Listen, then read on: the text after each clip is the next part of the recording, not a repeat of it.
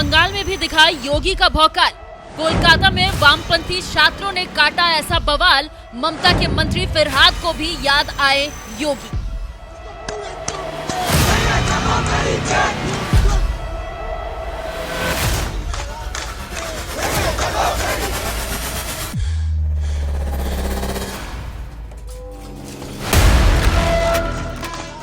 एक वक्त था जब उत्तर प्रदेश में मुख्तार अंसारी, अतीक अहमद जैसे माफियाओं को सपा बसपा जैसी सियासी पार्टियां चुनाव लड़वाया करती थी और इन माफियाओं का भी एक अलग ही भौकाल हुआ करता था।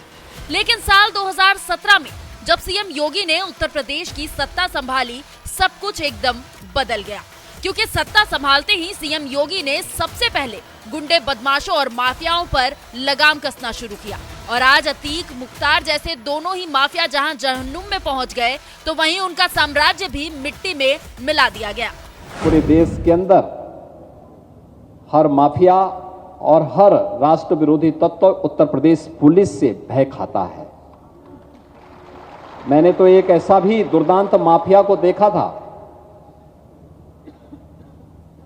जो 2017 के पहले चलता था तो सड़क पे ऐसा दृश्य लगता था जैसे वह कोई बहुत बड़ा वीवीआईपी चल रहा है, और जब उत्तर प्रदेश पुलिस के हत्थे पड़ा तो उसकी पैंट गीली हो चुकी थी।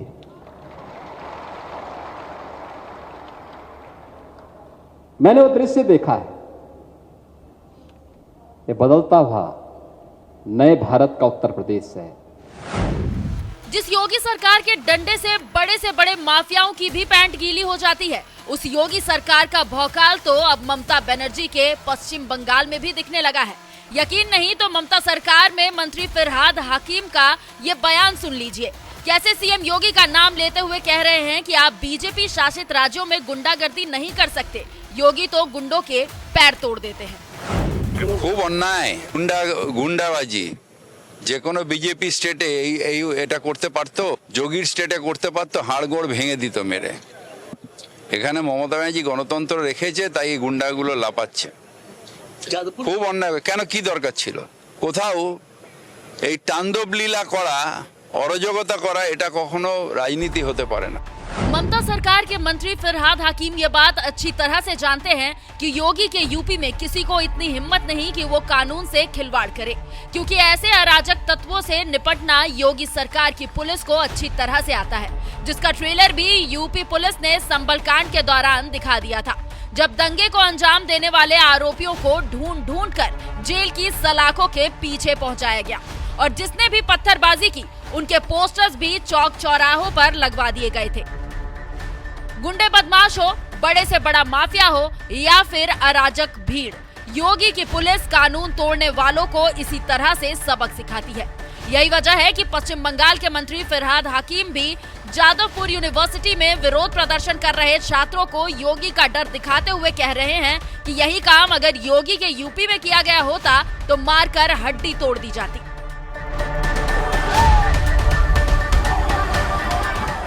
जादवपुर यूनिवर्सिटी में क्यों मचा हंगामा?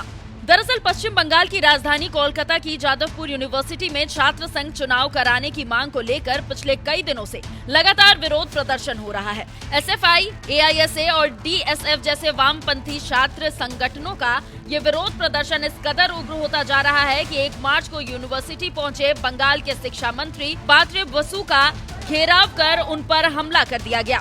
उन्हें जूते दिखाए गए और कार का शीशा भी तोड़ दिया गया। यहाँ तक कि यूनिवर्सिटी परिसर में टीएमसी के शिक्षा सेल ऑफिस में भी तोड़फोड़ की गई, जिसके बाद शनिवार की देर रात शहर के दक्षिणी हिस्से के विजयगढ़ इलाके में किराए के एक फ्लैट से मोहम्मद साहिल अली को गिरफ्तार किया गया है, जिसे कोर्ट ने 12 मार्च तक पुलिस के रिमांड में भेज दिया है। अब आप सोच सकते हैं कि ममता के जिस बंगाल में उनके अपने ही शिक्षा मंत्री भी सुरक्षित नहीं है, तो फिर आम जनता की क्या हालत होगी। वैसे आपको बता दें कि ये कोई पहला मामला नहीं है। इससे पहले भी साल 2019 में तत्कालीन केंद्रीय मंत्री बाबुल सुप्रियो की कार पर यूनिवर्सिटी में ही हमला किया गया था। इस बात से समझ सकते हैं कि पश्चिम बंगाल में कानून व्यवस्था का क्या हाल है। शायद यही वजह है कि ममता के मंत्री फिरहाद हाकिम भी कहने लगे हैं कि इस तरह की गुंडागर्दी योगी के यूपी में की गई होती तो गुंडों के पैर तोड़ दिए गए होते। बहरहाल यूपी और पश्चिम बंगाल के कानून व्यवस्था पर आपका क्या कुछ कहना है, अपनी राय हमें कमेंट कर जरूर बताएं। साथ ही आइए आपको सुनाते हैं योगी के कुछ बयान, जिसे देखकर आप समझ जाएंगे कि कैसे वो गुंडे बदमाशों पर लगाम लगाते हैं। माफिया या अपराधी या वो जेल में है या जहन्नुम में है ना? कहीं सिर उठा करके किसी व्यापारी को या किसी बेटी को जबरन उठाने या धमकी देने का दुस्साहस कोई कर सकता है क्या? कर सकता है क्या? करेगा तो क्या होगा मालूम है ना? तो बहनों और भाइयों, ये सुरक्षा केवल बीजेपी दे सकती है, वे लोग नहीं दे सकते जो इन अपराधी और माफियाओं को अपने गले का हार बना करके लेकर के चलते थे, इनके सामने नाक रगड़ते थे। वे लोग नहीं दे सकते। आज आप देख रहे होंगे बड़े बड़े माफिया जो कभी जिनकी तूती बोलती थी, आज कैसे घिघियाते हुए दिखाई दे रहे हैं। आज आप इनके हालत देख रहे होंगे। आज पे बोलते हैं कि बस जान बकस दो, ठेली लगा करके सब्जी बेच करके पेट भर देंगे, लेकिन किसी को छेड़ेंगे नहीं, किसी जमीन पर जबरदस्ती कब्जा नहीं करेंगे। बुलडोजर पे हर एक व्यक्ति के हाथ नहीं फिट हो सकते। इसके लिए दिल और दिमाग दोनों चाहिए। दिल और दिमाग दोनों चाहिए। बुलडोजर जैसी क्षमता और दृढ़ प्रतिज्ञा जिसमें हो, वही बुलडोजर चला सकता है। दंगाइयों के सामने नाक रगड़ने वाले लोग बुलडोजर के सामने वैसे ही पस्त हो जाएंगे। और इसीलिए मैं आप सबसे कहना चाहता हूं कि प्रदेश सरकार ने जो प्रक्रिया अपनाई है पारदर्शी तरीके से, अपेक्षा भी हम यही रखते हैं। जनता से जुड़े हुए कोई भी कार्य, कोई देर नहीं होनी चाहिए। ईज ऑफ लिविंग के लक्ष्य को प्राप्त करना, ईज ऑफ डूइंग बिजनेस, जब हम लोग आए थे, यानी व्यवसाय की सुगमता, जब हम लोग आए थे 17 में 14वें नंबर पर उत्तर प्रदेश था। आज हम अचीवर स्टेट हैं। 1 और 2 की लड़ाई में उत्तर प्रदेश आज आगे बढ़ रहा है, तेजी के साथ आगे बढ़ रहा है। हमने रिफॉर्म, कल की जो गोमती नगर की घटना है, उस घटना में भी हम लोगों ने जवाबदेही तय की है। उसके अपराधियों की सूची भी मेरे पास आई है। ये अपराधी हैं। पहला अपराधी है पवन यादव, दूसरा अपराधी मोहम्मद अरबाज। ये सद्भावना वाले लोग हैं, यानी सद्भावना, अब इनके लिए सद्भावना ट्रेन चलाएंगे। इनके लिए बुलेट ट्रेन चलेगी, चिंता मत करो। और उस बुलेट ट्रेन की तैयारी की जा रही है। और इसीलिए महिला सुरक्षा हमारे लिए सर्वोच्च महत्व रखता है।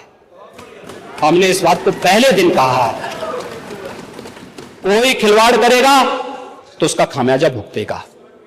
हम लोगों ने इस बारे में हम लोगों ने आश्वस्त किया, एक एक बेटी को, एक एक बहन को हम लोगों ने इस बात के लिए आश्वस्त किया है।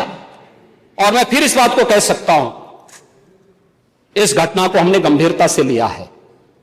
और गंभीरता से लेने का परिणाम है, पूरी चौकी को सस्पेंड किया है, इंस्पेक्टर को सस्पेंड किया है, डिप्टी एसपी, एडिशनल एसपी और डीसीपी, इन सबको वहां से चेंज करके इनके खिलाफ भी कार्रवाई हमने प्रारंभ की है।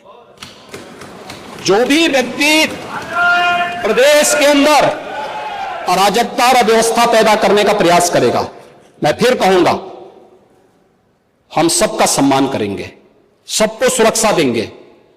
लेकिन अगर किसी ने अव्यवस्था पैदा करने का प्रयास किया तो फिर उसका भुक्तभोगी भी उसको बनना ही पड़ेगा। मैं यही आपसे भी कहूंगा कि आप अपने लोगों को भी इसके लिए तैयार करेंगे कि वे कानून का पालन करने की दिशा में आगे बढ़ेंगे, तो मुझे लगता है कि यह अच्छी दिशा में आगे बढ़ पाएगा।